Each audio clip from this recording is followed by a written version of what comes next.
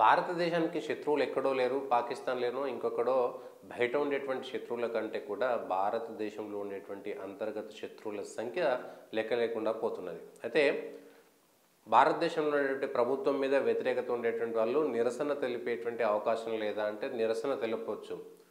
దానికి ఒక వ్యవస్థ ఉంటుంది, దానికి ఒక పద్ధతి ఉంటుంది. అక్కడ ఉండేటువంటి ఢిల్లీలో కానీ వివిధ రాష్ట్రాల్లో ఉండేటువంటి ఏరియాల్లో ఖచ్చితంగా వాళ్ళు నిరసన తెలియచేయచ్చు. వివిధ రూపాల్లో కూడా నిరసన తెలియవచ్చు.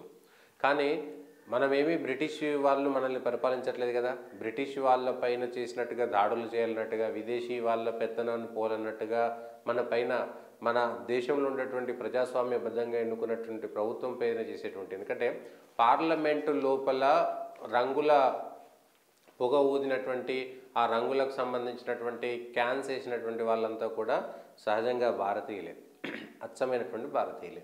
వీళ్లకు భారతదేశానికి ఉన్నటువంటి వ్యతిరేకత ఏంటి? వీళ్ళు నరేంద్ర మోడీ సర్కారు మీద వ్యతిరేకత తెలియజేయడానికి అనేకమైనటువంటి రూపాలు ఉన్నాయి. ఆ రూపాలు తెలియజేయచ్చు. అయితే ఈ నలుగురు నుంచి 6 అయ్యారు. ఈ 6 కూడా భారతదేశానికి సంబంధించినటువంటి వ్యక్తులే, భారతీయులే. వీళ్ళంతా కూడా వివిధ సందర్భాలలో నరేంద్ర మోడీ సర్కారుకు వ్యతిరేకంగా, బీజేపీ ప్రభుత్వాలకు వ్యతిరేకంగా అక్కడక్కడ నిరసన తెలియజేశారు.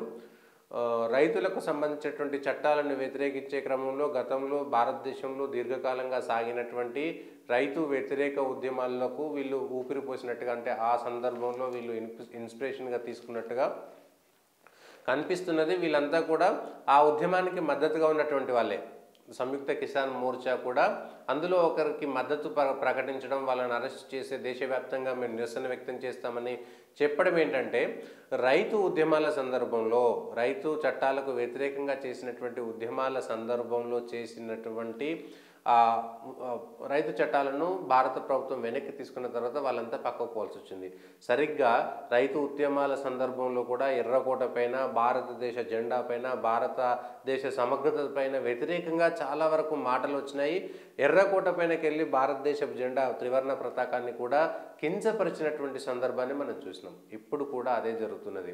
దేశం వెలుపల ఉండేటువంటి శత్రువుల కంటే దేశంలో ఇక్కడే ఉండి మేకవన్న పులుల్లాగా ఉంటూ చేసినటువంటి వాళ్ళకి సంబంధించినటువంటి చరిత్ర ఇప్పుడు బయటపడుతున్నది. వీళ్ళంతా కూడా ఎప్పుడెప్పుడు ఆయన అవకాశం కోసం ఎదురు చూస్తూ ఇప్పుడు పార్లమెంట్ ఎన్నికల ముందు సరిగ్గా ఇది చేస్తేనే ఉపయోగపడుతుందని గత 2-3 సంవత్సరాలుగా జరుగుతున్నటువంటి అంశాన్ని స్పష్టంగా ఇప్పుడు పార్లమెంట్ ఎన్నికలు ఉన్నాయి కాబట్టి దేశంలో ఒక చర్చ రావడం కోసం ప్రయత్నం చేసినట్టుగా కనబడుతున్నది. దీని వెనుక కూడా రైతు ఉద్యమాలకు, రైతు చట్టాలకు సంబంధించినటువంటి వ్యతిరేక ఉద్యమాలకు ఎవరైతే వచ్చారో వాళ్ళకు సంబంధించినటువంటి వాళ్ళు కొంత వామపక్ష భావజాల నుంచి కర్ణాటకలో ఉన్నటువంటి వాళ్ళు కూడా సిపిఎంకు అనుబంధ సంస్థలో పనిచేసినటువంటి వాళ్ళు కూడా కనబడుతున్నారు. నిరసన తెలియజేసేటువంటి హక్కు ఉంది, కానీ నిరసన రూపంలో చేసినటువంటి దాడి మాత్రం హేనీయం, ఖండనీయం. దీనిపైన ఇట్లాంటి వాళ్ళను ఉపేక్షించాల్సినటువంటి అవసరమైతే లేదు. వీళ్ళకు పడేటువంటి శిక్షలు ఖచ్చితంగా భవిష్యత్తులో మళ్ళీ ఇట్లా జరగకుండా చూడాల్సింది. వీళ్ళు చేసింది ఏమి వీరోచిత పోరాటం కాదు, భారతదేశ స్వాతంత్ర పోరాటం అంతకన్నా కాదు. భారతదేశాన్ని ప్రపంచంలో కించపరిచేటువంటి పని చేశారు. భారతదేశం సాక్షాత్తు పార్లమెంట్లో జరిగితే ప్రపంచ దేశాల్లో ఒక చర్చ జరుగుతుంది. నరేంద్ర మోడీకి వ్యతిరేకంగా చర్చ జరుగుతుంది, వ్యతిరేకంగా చర్చ జరుగుతుంది, మోడీ ప్రతిష్ట దిగజారుతుంది, మసకబారుతుంది అనేటువంటి చేసినటువంటి చిల్లర ప్రయత్నాలుగా చూడవచ్చు. దీని వెనుక ఉన్నటువంటి కుట్ర ఈ 5-6 కాదు.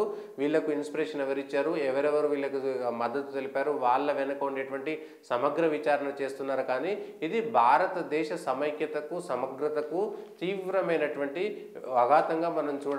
దీని మద్దతు తెలిపేటువంటి వాళ్ళ యొక్క మనస్తత్వాన్ని కూడా మనం ఆలోచన చేయాల్సినటువంటి అవసరం ఉంది.